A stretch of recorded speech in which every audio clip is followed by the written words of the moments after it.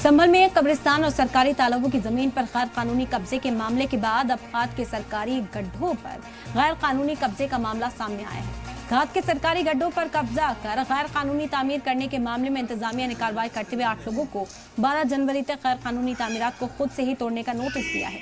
ये मामला संभल के तहसील इलाके के सिरसा कस्बे का है। मुस्लिम समाज के लोगों पर इल्जाम है कि खाद के सरकारी गड्ढों की जमीन पर कब्जा कर मकानों की तामीर की गई है। तहसीलदार कोर्ट के हुक्म पर महकमाए महसूलात की टीम ने 8 लोगों को नोटिस देकर सोमवार तक मकानों की गैर कानूनी मकान हटाए जाने का अल्टीमेटम दे दिया है। सोमवार तक गैर कानूनी तामीर हटाने पर इंतजामिया की बुलडोजर कार्रवाई तय मानी जा रही है। 3 साल पहले खाद के गड्ढों की सरकारी जमीन पर गैर कानूनी कब्जे की शिकायत मिलने पर तहसीलदार कोर्ट ने सभी मुलजमीन को सरकारी जमीन से बेदखली के हुक्म जारी किए थे।